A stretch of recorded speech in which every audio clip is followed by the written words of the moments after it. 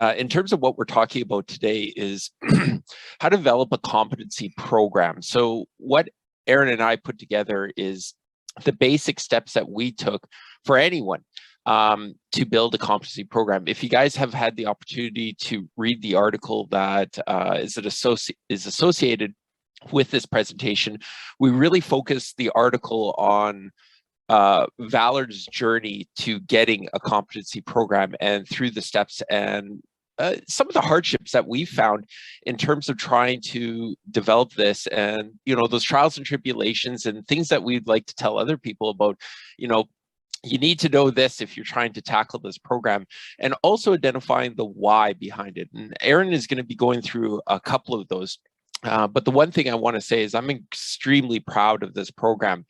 By no means are we so far into the program that we're looking way back and saying, "Woof, I'm so happy that's that." We're still well within this program and trying to cover our entire organization, and we're looking to move this all the way down the Valard group of companies. So I'll let Erinn talk, but I feel like we're still just starting our journey in a lot of ways in terms of what we're doing. But with that journey, we want to share some of the things that we have done with the rest of the participants in this presentation. And as we're sharing here, we welcome any questions on how did we approach this, what did we do. We're also providing you some free material that's embedded in the presentation that allows you to see some of the checklists, reviews, and that type of thing that we've created to help you guys on your journey to move something like this forward. And again, this is arduous. There's a lot of starts and stops, but if you guys read the article, one of the things that I identify in the article, and I was very clear in the article, is that you need a team leader. We found a lot of success once we did that, and our team leader is Erinn. So I'm actually going to turn this over to Erinn. Without her, this program wouldn't be where it is today. I was the brainchild. It's not like competency programs haven't been around or that type of thing, but I definitely tried to spearhead and get this into Valard and be like, this is a good idea. We want to do this. Everyone should listen to me. And we had the opportunity. We pounced on it. But without Erinn, I got to tell you, we would be nowhere down the road without this lovely lady here. So Erinn, without further ado, I'm going to hand it over to you since you're the queen pin of this bad boy program that we got. Thank you, Shilo. You are too kind. Hi, everybody. My name is Erinn Jacula. My background is actually in education. And in education, we spend a lot of time assessing what our students can do. So when I came over to Valard and was asked to lead this initiative, I felt really confident creating a program that was all about assessing what our employees can do. It's a little bit different, but the principles are the same. We want to know what the people we have within our company are able to do, and then we can work to fix some of those gaps if we are missing some stuff. So today we're going to talk a little bit, like Shilo said, about what we've done, some lessons that we've learned, and give you guys any type of, I think we offered 4 documents that just will help you on your own journey. So we'll begin by talking about kind of what led us to starting this competency program, why we need it, why it's so integral for our company's success. Some of the steps that are required for success, and then I'll walk you through the process that we took a little bit. So there are many, many reasons why we needed this competency program. I'll talk about 8 of them here, but Shilo, feel free to jump in at any time. I will, Erinn. Don't you worry. Don't you worry like I normally do. I just hop right on in there. So yeah, you keep going and I'll jump in. Okay, I love it. So kind of first and foremost, we wanted to have a standardization of our skill sets. So for a few different reasons, number one, we needed to provide our employees clear expectations for them. What is it that we need you to do? People perform better when they know what's expected of them. Second of all, our job descriptions weren't that great.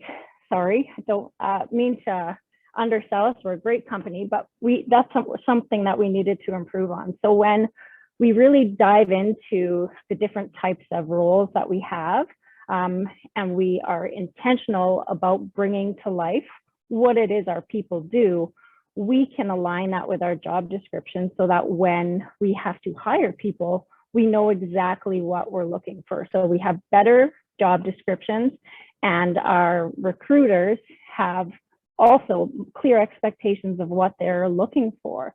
You know, what do these people need to have before they start? When they start with us, where do they need to be before they're on the job site? And then, you know, how do we lead them through a great career with us? I'll just add there, Erinn, on there is, it's not that we wanted to do bad job descriptions. That wasn't the goal of what Valard was trying to do. But what we did is we didn't have a standardized process. So in a large organization, this even happens in small organization, right? You turn to the person and say, hey, make a job description, right, for you, or I'm going to make a job description, and people leave the organization, another person comes in and says, oh, I'll make a job description, right? If you don't have a standardized process to it, it's left to the best devices of that individual. We had some very good individuals making some decent job descriptions, and other individuals who, you know what, that's just not what they do, but they made a job description, good for them, but it definitely wasn't standardized. And when you're trying to create a competency program, standardization or memorialization, whichever language you want to use, becomes key. That says you must have this in there. It's like a recipe that, like a baking recipe, right? Everyone knows this kind of analogy that if you cook, everything can get thrown in the pot. But when you bake, you have to follow the ingredients. You have to do it exactly like the recipe dictates. Otherwise, it's not going to work. And what we did is a baking recipe. So when we approach this, everyone must do the exact same thing for that position, stating that it must have X, Y, Z. It must be lined up like this, even down to the formatting, to try and create that. Because once you have that, then people can rely on the data that is there. You're going to hear Erinn speak a lot about this, is standardizing our processes in which most organizations already use, right? You're like, well, I do that. Absolutely. What we're doing is placing a process in place, then everyone can rely on that data, and you can always call back on that data. Continue on, Erinn. Absolutely. Thank you, Shilo. So I'll move on a little bit to objective performance management. And I think it's really key here to just make it known that assessing for competency is not about punishing when we find some gaps. It's actually about trying to make our employees better, find those gaps, and then provide resources so that we can make that person more competent, better at their job. And without a competency program in place, I think it's really difficult to have objective performance measurements because what you're looking for isn't standardized.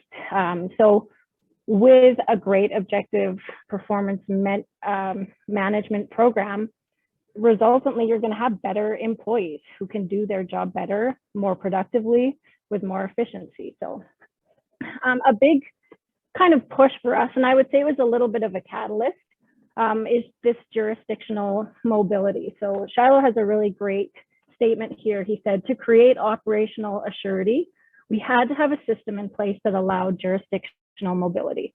So we're in Canada and we have work in the United States, but to get our workers across the border, we needed to demonstrate what they can do and that they're specialized. We know our employees are great. We know they're great at what they do, but we don't have a system we didn't have a system in place to say, okay, here you go, border patrol officer. This is everything our employees do. Look, their supervisors signed off on it. They are competent in this, this, this, and this. And going through the process of finding out what those competencies were, it really highlighted how specialized our guys are. And when they move from Canada to the US, if we want our projects to be successful in the United States, we needed to get our operational knowledge across the border. So it allowed us to get our workers there so that we could be successful in a new area and teach everybody in that area all the things that we do here that make us great. I'll add to that, Erinn, is that when pushing down to the United States, we had big plans, big goals, and above Valard is, and I was talking about this right at the very start of the presentation, it's owned by Quanta. And so in the United States, there's a lot of work there, and we need every body that can possibly get there because there's just so much work in this space. And so when we decided to make United States a business goal, and in order to attain this work, we needed to, and it's, I'm going to use the language that we used in the article. We need to get what Valard does, let's call it the secret sauce, down into the United States, and then build out our American workforce to teach them what our secret sauce is. So to put it plainly, we needed our institutional knowledge, those people who leaders in that area, to go down and be the leaders down there until we can build out our American workforce, and then they would ultimately be Valard then like everyone else. But in order to do that, getting people over the border was absolutely key, because without them, we can't carry our institutional knowledge or our secret sauce in terms of how to do it. And Erinn just quoted me about operational assurity. When we talk like that, that's 100%. So when you're going up to convince someone or anyone, right? Like you know, you could say a juror of fact, a judge, these Border Patrol people, and they're doing their job. And this is what they should be doing. They should be accounting for what they're doing, looking at what they're saying and saying, nope, you don't meet the mustards. And so when we're trying to create a goal of operational surety, we said, what can we do that is going to be a slam dunk? What is something that I can turn around and say, we can get our people across the border, which is our secret sauce, 100% of the time, where we're going to be bulletproof. That's where this competency model came into place. Because of the level and depth in which we did, when handing this information and saying, why can't we just take anyone off the street and replace them with the person that you want to bring down? Because the level of knowledge that we've brought to this person, it is hard to replace without time behind the wheel. It takes a while to get this level of knowledge in place. And Erinn's going to show you how we broke this down just in the next couple of slides here. But this was the catalyst. We were doing prior to this a lot of patchwork of competencies, that type of thing. But this is the piece that allowed us to pull everything together and say, okay, if we're going for operational surety, we want to be bulletproof in the actions that we're taking. And we really want to grow out our business level here. We can't leave it to uncertainty. And so this was the catalyst change. And in fact, this is the piece that allowed me to actually put in my proper business argument to say, I need an Erinn. I don't know where Erinn is, but I'm going to find Erinn and she's going to be awesome. So that's how we got her. So this is the piece that was really the hinge piece for Valard to blast off our competency model. Continue on, Erinn. Awesome. Thanks, Shilo. Yeah, so, and we've actually been really successful using that model. For this newest project, we have over 100 of our employees working there, and they're doing a great job building towers. So it's wonderful. And building out our American workforce too. Yeah, absolutely. So we wanted to also be able to track our employee skill sets better. We knew we had great employees, but could I look into my internal HR system and find who can do what? We weren't at that place. And I'll say we're not 100% there, but we are getting there closer every day. So we have linemen, right? And if we have a storm, who are we sending? Before it's like, well, he said he's good. Now we can look and say, okay, this person has this experience, and there is standardization in our processes so that we can put people where they need to be based on the skill sets that they have. Did you have anything to add to that, Shilo, or I'm going to move on? No, keep going. Great. So succession planning is another reason that a company should have a competency program. A lot of times, unfortunately, you know, we promote the people that we like. We promote the people that we think should be promoted, but we don't really have any proof to say, this is why this person is moving up. And with a good competency program, that's standardized. Who has all of the skills that we need them to have so that they can move up? And I think it's important to note here that our competencies that we've identified Their technical skills, absolutely, but we've looked at this holistically so that we're looking at more than just what they can do in the field. Do they have good leadership skills? Do they have good conflict management? How is their communication skills? So that when we look at all of those things holistically, we have a way better idea of who should be promoted and who's ready to move up to that foreman position, that supervisor position. I'll add there is we are attempting to move away from the subjective analysis to a quantifiable analysis of what that looks like. And certainly as Valard, grew to maturity, we definitely saw things like, yeah, he's a good guy. He should get promoted. He's a good guy. And I was like, well, why is he a good guy? Well, he's good. I'm like, okay, I don't know what I'm going to do with that information, but especially when we're trying to figure out succession planning and also retentions and skills requirement, but I'm sure he's a super nice gentleman. So as part of this, it's moving to a base where everyone understands that merit is what's going to move you up the ranks. Something that is hard, fast, and tracked, and is removing the subjectivity that you actually have accomplished that. And yes, you've made the next gate post and you can actually move up. So it's not left to the whims of an individual to say, he's a good guy or she's a great person, right? So we've removed that piece. And so we're creating individuals that if you get to this post, anyone who's gotten to this post, they're at the same plane because they've deserved it. It is tracked. It's quantifiable. We can see it. We can rely on the data. You've heard me say that a couple of times. Continue on, Erinn. Awesome. So moving to retention, and this piece can only happen if you've done a really great job communicating that competency is not about punishing areas that you are not yet competent at, but it is about providing resources to improve your competencies, to make you better at your job. And when you add those, you provide an individual and invest in them like that, they're more likely to stay with you and be loyal to your program. But like I said, how we communicate this program is key to that being a reality. Client requirements, some of our clients are asking for these, and to successfully bid for these jobs, we need to show that we have a competency program in place, and it does help us bid more successfully. I'll just add the client requirements there have never been as onerous to what we've actually created, but this was if we're going to do it, why do half measures? Like, we're already putting in massive amounts of efforts to do this. And if you're going to put time, money, resourcing, all these things into it, let's go for the gold if we're going to do it. Yeah, absolutely. And at the end of the day, when this is all said and done, what we're going to end up with is a more diverse and competent workforce. So we have linemen, we do transmission work, we do distribution work, overhead, underground, but we want to make sure that we just don't have a group of transmission linemen. So when we're assessing for competencies, if we have areas that we're missing, we're training those areas so that our workforce is more diverse.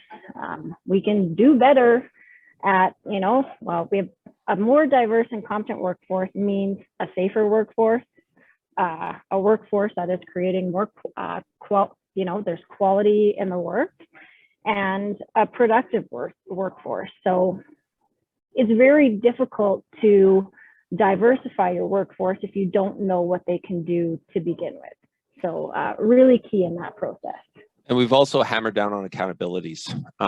As part of this program, people should not be, and I can't speak always for everyone because everyone is unique, but one of the goals of the program is that each individual understands their accountability. What am I responsible for and what am I accountable for at this level? If I move to the next level, what am I responsible for? What am I accountable for? Once you have responsibilities, accountabilities nailed down, you also have ownership nailed down. And everyone knows, right? As soon as you have ownership, you have vested interest. When you have vested interest, you got skin in the game, and people actually, lack of a better term, people give a shit at that point in time. And that's what we want. We want people to own what they're doing. This is not just a job. This is all of us together doing this, and you've earned your right to be there, and you know what you're responsible and accountable for. So once you have skin in the game, you get that ownership, and now you got people who care. That's what we want. So some of the lessons that we've learned to be successful creating this program is, number one, you need the buy-in from key stakeholders. Absolutely.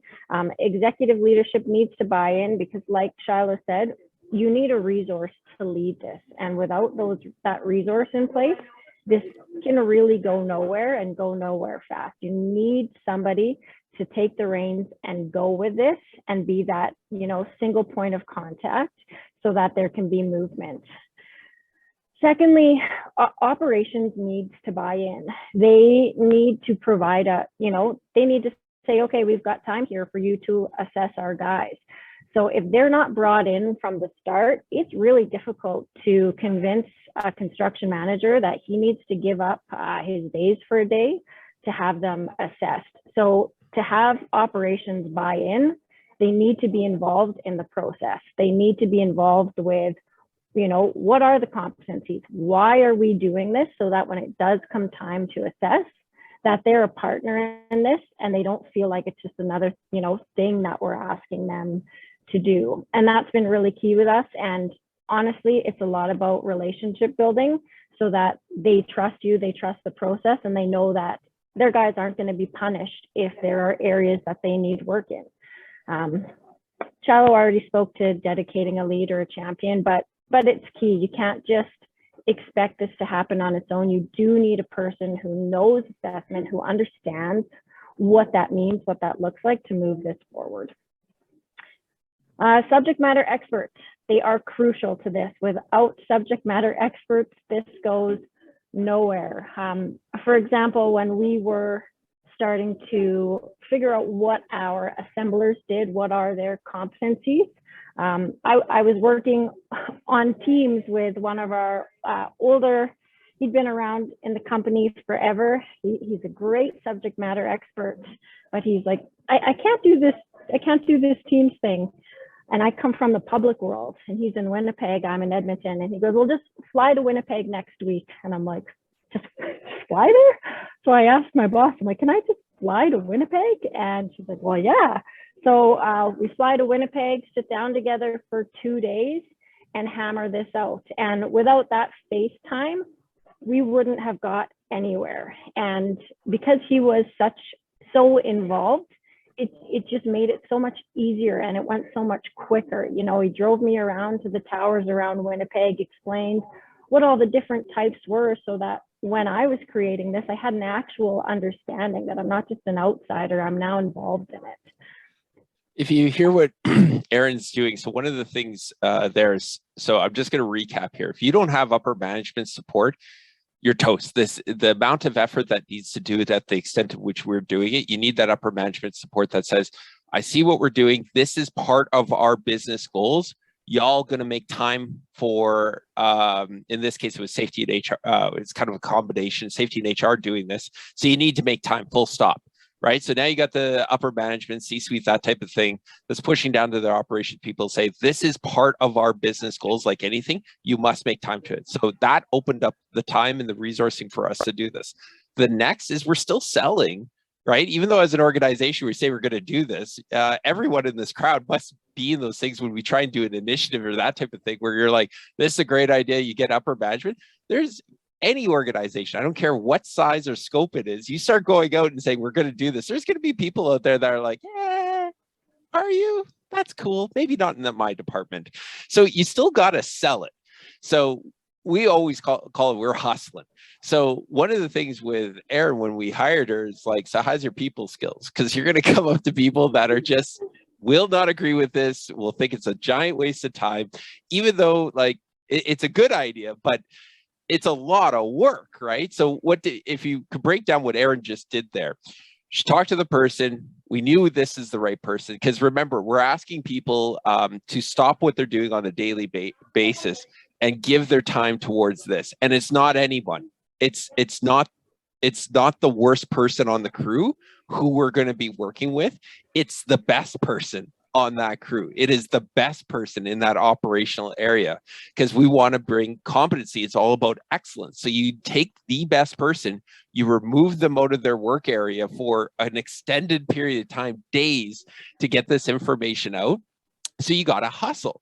Now, once you say you've identified that person, then you go up to them, they're like, I don't do Teams. You're like, really? No problems. Yeah, cool. I'm going to get on a flight right now and I'm going to come see you, right? So you're still selling. You're like, so how do you like to communicate? Yeah, you want to talk face to face? No problems. We're going to be out on a flight right away to come see you, right? So Erinn, unfortunately, started realizing our best of the best are not the most tech savvy individuals. So we flew her over hell's half acre to get this information. Then the next part is once we establish we get in front of them, we still have to extract the information out of the person. So it definitely takes a unique personality, a very people person, forward person to extract that information. Because even when you engage these people, they're like, well, if you're an apprentice, I could teach you, but short of that, I don't really know how I'm going to be helpful. We just need you to talk, sir. That is all we need you to do. Tell me why you like doing your job. Tell me what you love about it, and we'll extract that. And that's what Erinn does, is move it into a competency model. Continue on, Erinn. Awesome. Thanks, Shilo. And really, patience is necessary. They say that this, to really implement a program, it takes about 3 years, and you're picking away one role at a time, and celebrate the small wins. You finish a role, great, we've got one done, on to the next. And you need to stay patient in the process, because it is not an easy one and it is not quick. It is time consuming, but for it to be a good program, it needs to be time consuming. Like Shilo said, we need operations to spend days with us so we can really put on paper and figure out what it is you guys do. So our order of operations, you need to begin with a process framework. How is this all going to work? And we've actually supplied you with a template for a process framework.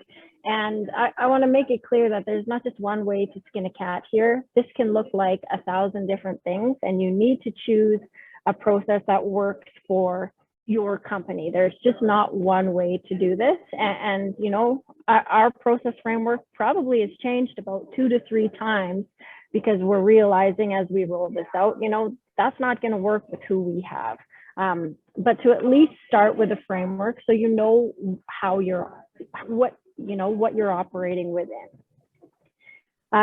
So once you've created that process framework, this is how we're going to do it, steps 1 to 10. The first step was to collaborate with the SMEs to determine what that competence standard is. So we spoke briefly to that before, but you're choosing your operations leaders who, they are the experts. So who you choose to be your SME is integral. It needs to be the right person who knows the work inside and out, who is willing to spend the time with you. And when you involve them in the process right off the bat, they're so much more willing to roll with you as you roll this out. So we're looking, what knowledge do they need? What skills do they need? What attitudes are required for our employees to do their job independently and do it well? And I'll reiterate, you need to be patient. This is time consuming. Often your best people are your busiest people, but it is important that you use your best people. Now, for example, we're currently working on our power systems electricians. We started, the subject matter expert meetings about 6 months ago, continued to meet. Those relationships have gotten better and better. And I think it was just 2 days ago that we finally nailed down what it is we're looking for at each level. So it took some time, but we got there. So once you've decided what those competence standards are, it's important that there is training that addresses each competency, so that if we're missing something, we have a way to rectify that. And it might not be formal training. It might be, there's an SWP that this person needs to review, but there needs to be something so that there can be action when there are gaps. With field training, I'll just add there, with field training, one of the difficulties is that we ran into is where people say, well, I mentor this person. Okay, then we have to take the next step. So what are you looking for? right? And so when you're dealing with that SME, what you're doing is walking through and getting them to articulate when you're mentoring, what are the components that you're doing? So mentoring is a non-structured way of teaching individuals through the process of time behind the wheel. But once you get that person sitting down and once they click and understand what you're trying to achieve, then they can lay out the program in which what they're actually doing. Because when we started out this, they're like, well, I just watch them and see how they do it. And I was like, okay, then you got to start pulling out of them. And this is what Erinn's really good at. What are those critical tasks that you're looking for? What defines good and not good? And when you start doing this, as the person gets rolling, you start answering those questions, it's almost like a light bulb goes on. They're like, oh, I see what you're looking for. And then it gets better. But certainly those initial conversations, especially if you don't have a very good structured program, you're dealing a lot with people that are doing a lot of field mentoring, but you do have to pull out of them, what are they looking for? How are they looking for it? And what defines good and not good? And if you have this non-structured program, then you may need a couple of SMEs to agree that this is the process for your organization to move forward, that we're going to say that this is good and non-good. Continue on, Erinn. Absolutely.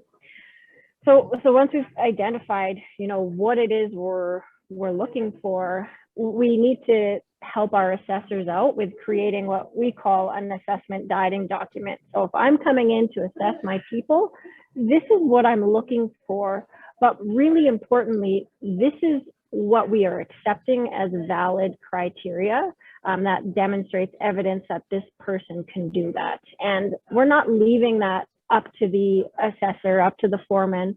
We want to let them know what that is. They've come up with it. I haven't decided, they've been involved in that process.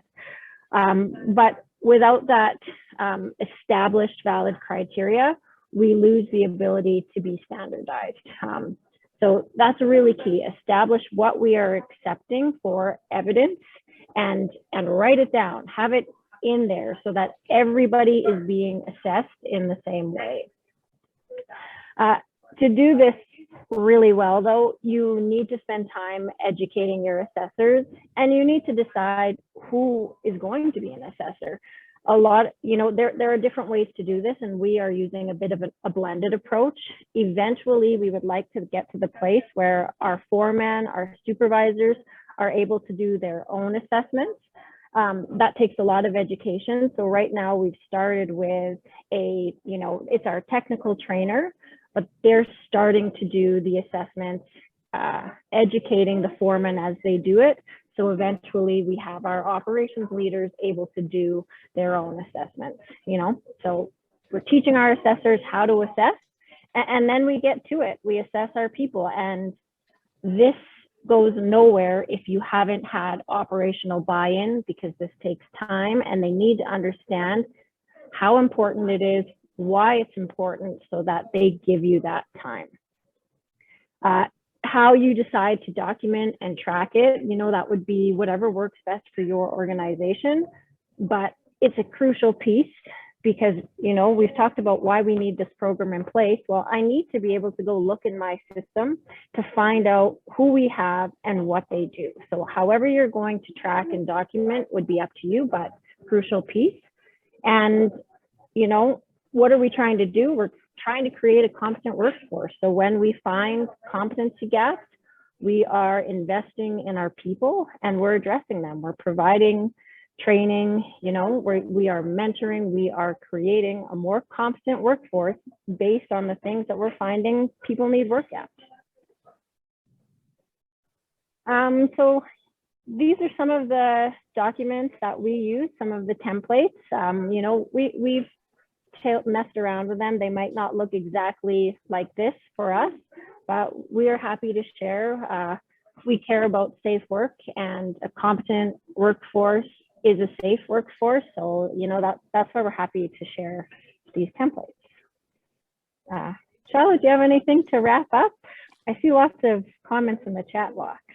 I'm trying to answer at the same time on the chat box here, but these are the base. What I want to say is when you click on these hyperlinks, these are the base level programs that we created for that structure. These were some of the very early documents that have been refined. So again, A lot of our stuff we're on, we've moved on to multiple versions. And I will say, looking back at our previous versions, we're like, oh my God, that's where we started. That looks terrible, right? But that always happens. You got to start somewhere, right? Version 1 always sucks when you look back from version 5. And so what we presented to you, certainly like our best version, the ones that we're using right now, that explains, like, we talked a lot about the why, how did we get there, and that type of thing.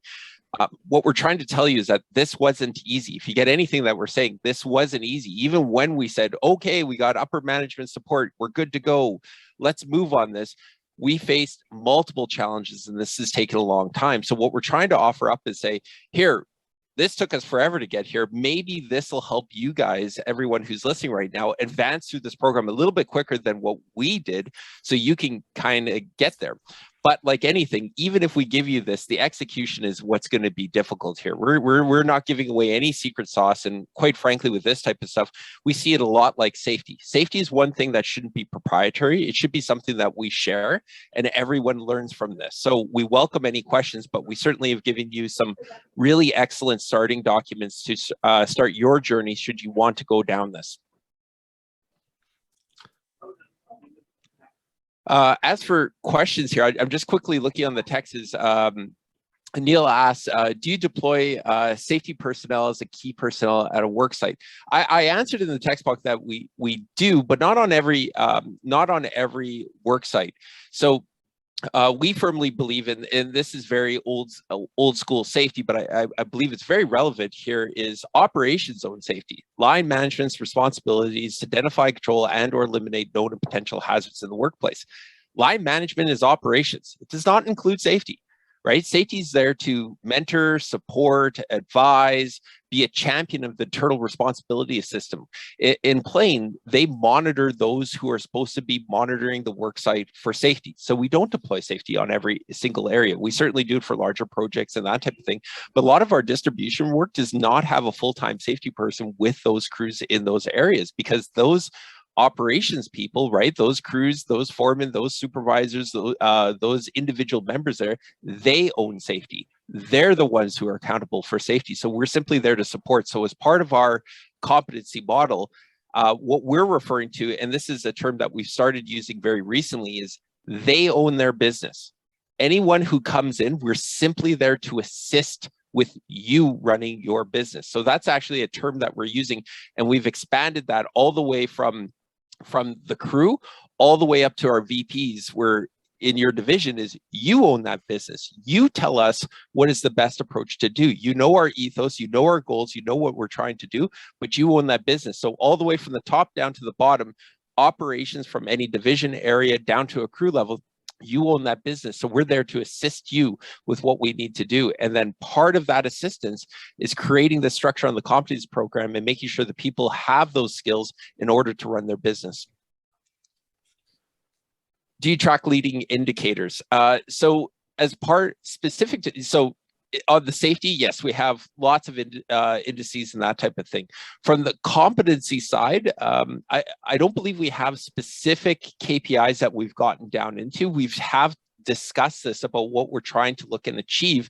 But I can tell you right now is our KPIs are very, very broad. We're like, for 2023, we want every single one of our field level staff to have a competency model in place. So what does that mean? That may be as simple as we're going through all of our different areas, is that everyone has, there is a competency model. We may be somewhere along the journey, meaning have we implemented to them? Have they started going down the road or that type of thing? But we don't have really good metrics for specifically to the competency model. Certainly on our HR side, or just generally safety, yes, we have leading and lagging indicators and that type of thing. And we're looking to how to still do that on our competency model, so we know what does success look like. We know when people are going through it and we see feedback, and what we're getting is a better cut of individual doing the work. We see that as a success, but we do have to make it better quantifiable in that regard.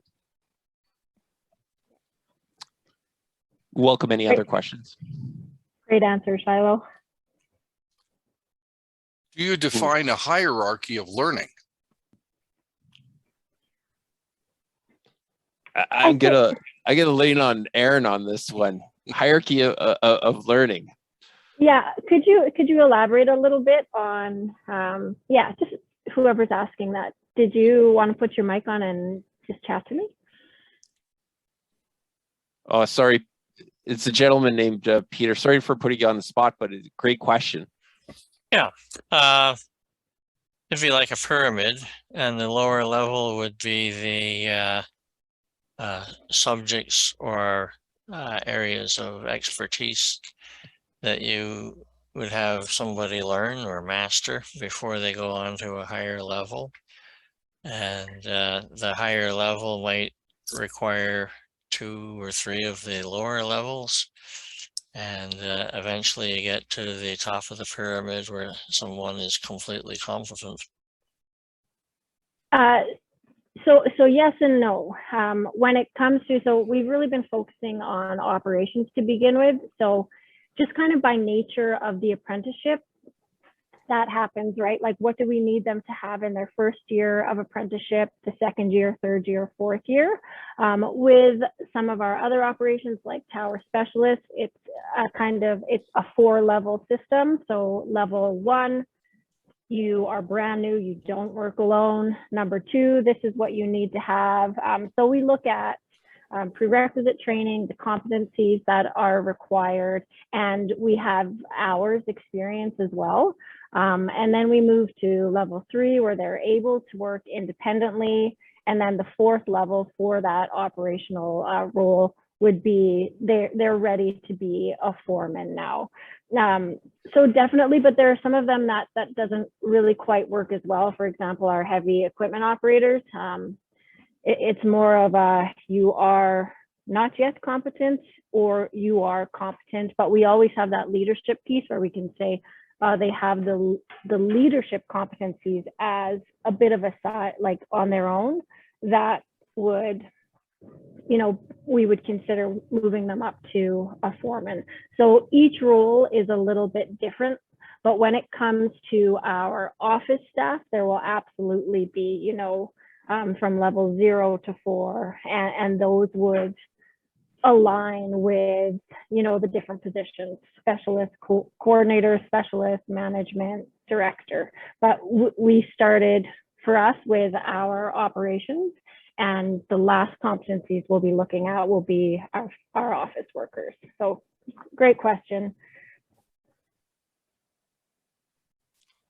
And I just wanted to highlight there some of the things that Erinn really focused on is those hard and soft skills, right? So this isn't just what are your technical skills in order to do the job. That leadership piece that we're talking about, we're grouping some big pieces in there, but that's part of owning your business, right? It's learning those skills. How do you lead other people? How do you have difficult conversations with people? How do you get buy-in? Those are all the things that we've also mixed into this competency model, not just with the hard skills. Any other questions? Okay, that's great presentation, and thank you very much for the questions. Absolutely welcome anyone sending us an email or that type of thing. And if y'all are doing anything like this, we'd love to learn from you, and we'd love to have a conversation of some of our battle scars and things that you found that work for you, because we're constantly learning every day. This is a journey, and I don't think we're ever going to get to that finish line where we think, as we keep moving out that post, as we go deeper, we find something else. But we'd love to have a chat with anyone. So thank you very much, everyone, for your time today. Yeah, thank you all. Can I just say one thing? And I think you make a great point there, Shilo. We leaned on our sister companies here. We asked everybody what they do, and that's, that was a big part of getting to where we're at. So we'd love to be that for you. Absolutely. Thank you all. Okay, great.